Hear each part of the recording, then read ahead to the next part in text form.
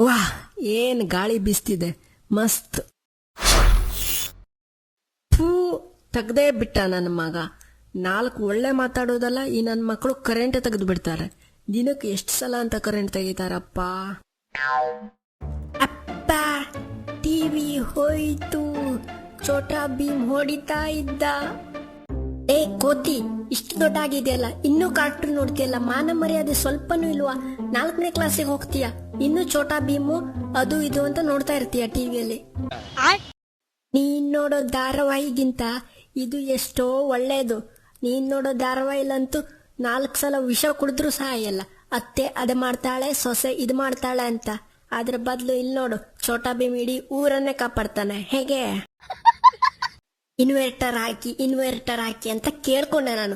ನಿಮ್ಮ ಹತ್ರ 1000 ಸಲ ಹೇಳಿದ್ದೀನಿ, ಆದ್ರೂ ಕೇಳೋದಿಲ್ಲ ನೀವು. ಕರೆಂಟ್ ಹೋಗಲ್ಲ, ಅದು ಹೋಗಲ್ಲ, ಇದು ಹೋಗಲ್ಲ ಅಂತ. ಅಮ್ಮ, ಇನ್ವೆಲ್ಟರ್ ಅಲ್ಲ, ಇನ್ನು ವೈಟರ್. ಅಮ್ಮ, ಇನ್ವರ್ಟರ್ ಅದು. ಹಾ, ಅದೇ ಹೇಳಿದ್ದು, ಇನ್ವರ್ಟರ್. ನಾನು ಹೇಳಿದ್ದು ಅದೇನೆ. ತಡೀರಪ್ಪ, ಅಮ್ಮ ಮಕ್ಕಳೆಲ್ಲ ಕೂಗಾಡ್ಬೇಡಿ.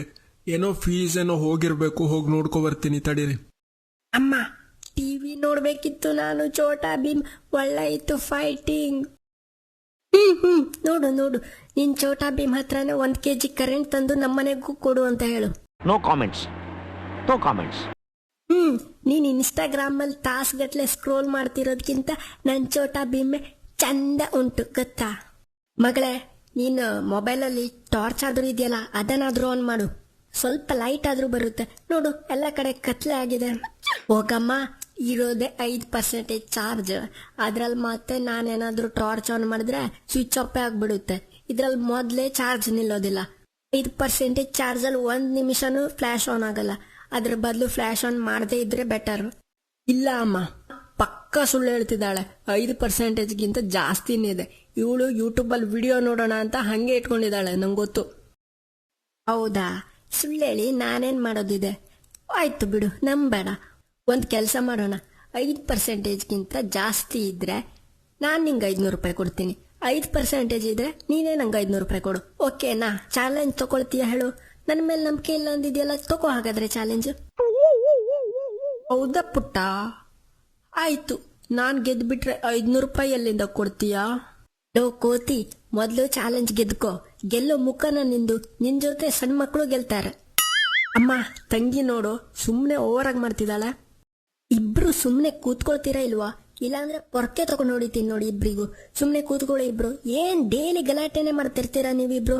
ನಿಮ್ಮನ್ನ ಯಾರಾದ್ರೂ ನೋಡಿದ್ರೆ ಅಣ್ಣ ತಂಗಿ ಅಂತಾರ? ಅಣ್ಣ ತಂಗಿ ಅಂದ್ರೆ ಎಷ್ಟು ಸೌಹಾರ್ದ್ಯದಿಂದ ಖುಷಿಯಾಗಿರ್ಬೇಕು, ಇಬ್ರು ಒಬ್ರಿಗೊಬ್ರು ಸಹಾಯ ಮಾಡ್ಕೊಂಡು.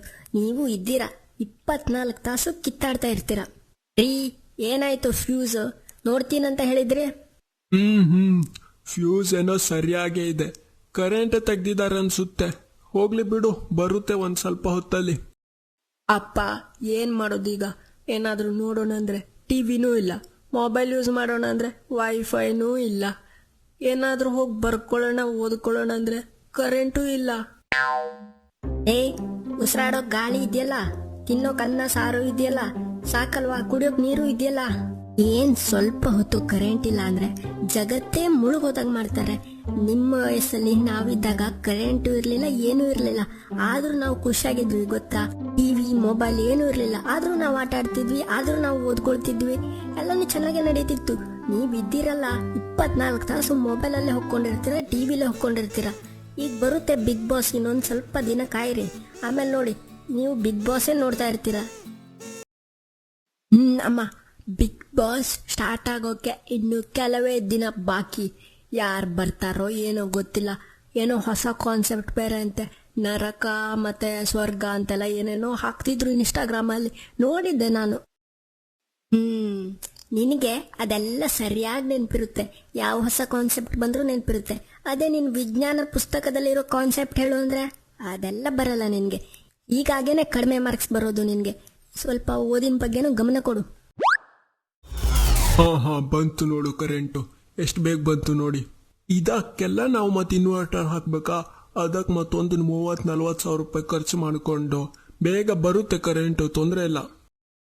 ಅಪ್ಪ, ಬಿಗ್ ಬಾಸ್ ನೋಡ್ಬೇಕಾದ್ರೆ ಕರೆಂಟ್ ಏನಾದ್ರೂ ಹೋದ್ರೆ ನಾವು ಎಲ್ಲಿಂದ ನೋಡೋದು? ಆಮೇಲೆ ಅದಕ್ಕೆ ಇನ್ವರ್ಟರ್ ಹಾಕ್ಬಿಡಿ, ತೊಂದ್ರೆನೇ ಇಲ್ಲ. ಬಿಗ್ ಬಾಸ್ ಪೂರ್ತಿಯಾಗಿ ನೋಡ್ಕೊಂಡು ಹೋಗ್ಬೋದು. ಮೊದ್ಲೇ ಅವ್ರು ಹಾಕೋದ್ ಲೇಟು, ಆ ರಾತ್ರಿ ಕೂತ್ಕೊಂಡು ನೋಡ್ಬೇಕು. ಅದಲ್ಲದೆ ಬೆಳಿಗ್ಗೆ ಸ್ಕೂಲ್ ಬೇರೆ ಇರುತ್ತೆ.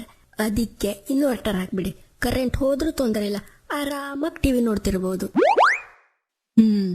ಇಷ್ಟೇ ಇಂಟ್ರೆಸ್ಟ್ ನೀನೇನಾದ್ರೂ ಓದೋದ್ರಲ್ಲಿ ಕೊಟ್ಟಿದ್ರೆ ಇಷ್ಟೊತ್ತಿಗೆ ಟಾಪರ್ ಆಗಿರ್ತಿದ್ಯಾ ನೀನು.